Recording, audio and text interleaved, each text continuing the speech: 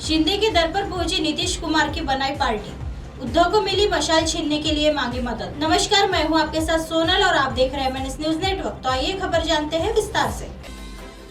नीतीश कुमार और जॉर्ज फर्नांडिस ने मिलकर 1994 में समता पार्टी का गठन किया था, जिसका चुनाव चिन्ह मशाल हुआ करता था।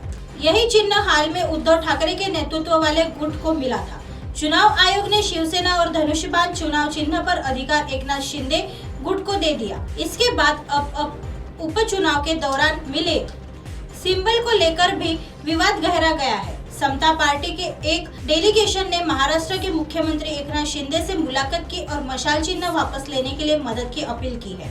समता पार्टी के डेलीगेशन से शिंदे से बिहार की पुरानी समता पार्टी के बारे में अवगत कराया। साथ ही यह भी कहा कि वह चुनाव आयोग के फैसले के खिलाफ सुप्रीम कोर्ट जाएगी। नीतीश कुमार ने बाद में जनता दल यूनाइटेड का गठन किया। इसके बाद निर्वाचन आयोग ने 2004 में समता पार्टी की मान्यता रद्द कर दी थी। समता पार्टी के डेलीगेशन ने समता पार्टी के चुनाव चिन्ह वापस पाने के लिए एकनाथ शिंदे से मदद मांगी। समता पार्टी ने अक्टूबर में चुनाव आयोग से इस बारे में शिकायत की थी। पार्टी दिल्ली हाईकोर्ट भी पहुंची थी, जहां याचिका को खारिज कर दिया था। अब समता पार्टी ने सुप्रीम कोर्ट जाने की बात कही है। आइए बढ़ते हैं अगली खबर की तरफ। भारत में आम आदमी भ्रष्टाचार से त्रस्त है, सभी स्तरों पर जवाबदेही तय की जाए, सुप्रीम कोर्ट। उच्चतम न्यायालय ने शुक्रवार को कहा कि भारत में आम आदमी भ्रष्टाचार से त्रस्त है तथा सभी स्तरों पर जवाबदेही तय करने की जरूरत है। न्यायालय ने यह टिप्पणी उस याचिका पर सुनवाई करते हुए की जिसमें उन लोगों को चुनाव लड़ने से रोकने का अनुरोध किया गया है जिनके खिलाफ आपराधिक मामलों में आरोप तय किए जा चुके हैं। शीर्ष अदालत ने कहा कि अगर भारत को वास्तव में वह बनना है जिसके लिए वह प्रयास कर रहा है तो उसे अपने मूल मूल्यों की और लौटना होगा। न्यायमूर्ति के एम जोसेफ और न्यायमूर्ति BV नागरत्न ने याचिका पर सुनवाई करते हुए कहा, भारत में आम आदमी भ्रष्टाचार से त्रस्त है। किसी भी सरकारी दफ्तर में चले जाइए, आप खराब अनुभव के बिना बाहर नहीं आ सकते।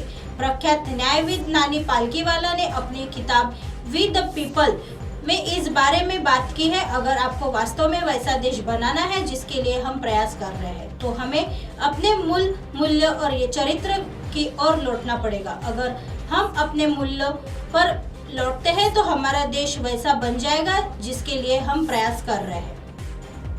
जनहित याचिका दायर करने वाले वकील अश्विनी उपाध्याय ने कहा कि जघन्य अपराध में जिस व्यक्ति के खिलाफ आरोप तय किए गए हो वह किसी सरकारी कार्यालय में चपरासी तक या पुलिस कांस्टेबल तक नहीं बन सकता, लेकिन वही व्यक्ति मंत्री बन सकता है, चाहे उस पर वसूली, अपहरण और हत्या जैसे अपराधों के मामले दर्ज क्यों ना हो। न्यायमूर्ति जोसेफ ने कहा कि लोकतंत्र के नाम पर जो हो रहा है वह उस पर कुछ नहीं कहना चाहेंगे। उन्होंने कहा, मैं कोई टिप्पणी नहीं करूंगा, इस मुद्दे पर संवैधानिक पीठ का फैसला है और अदालत ने कहा है कि वह कानून में कुछ भी जोड़ नहीं सकती और इस पर विचार करना सरकार का काम है। न्यायमूर्ति नागरत्न ने कहा कि सभी स्तरों पर जवाबदेही तय करने का आवश्यकता है। आइए बढ़ते हैं अगली खबर की तरफ। बीजेपी यानी महिलाओं, बहनों और बिटिया की दिक्कत कम करने वाली सरकार, मेघालय में बोले पीएम मोदी। मेघालय चुनाव को लेकर भाजपा ने अपना ताबड़तोड़ प्रचार जारी रखा। शुक्रवार को पीएम नरेंद्र मोदी ने भी तुरा में एक बड़ी जनसभा को संबोधित किया। उनकी ओर से कांग्रेस पर हमला तो बोला ही गया, साथ में ही कई विपक्षी दलों पर भी आरोपों की बौछार की। उन्होंने यहाँ तक कह दिया कि विपक्षी दल मोदी की मौत का इंतजार कर रहे हैं। उनकी ओर से कई दूसरे मुद्दों पर भी बात की गई। जोर देकर बोला गया कि मेघालय की जनता भाजपा को सरकार में लाने वाली है।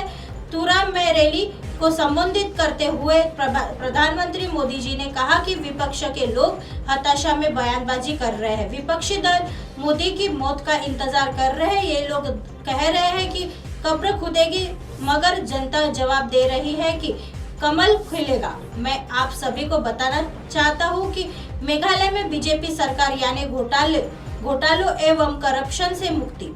मेघालय में भाजपा सरकार यानी निर्धन लोगों को पक्का घर, बिजली और पानी देने वाली सरकार। मेघालय में भाजपा सरकार यानी जहां की महिलाओं, बहनों एवं बेटियों की परेशानी कम करने वाली सरकार। मेघालय में भाजपा सरकार यानी कनेक्टिविटी बढ़ाने वाली सरकार।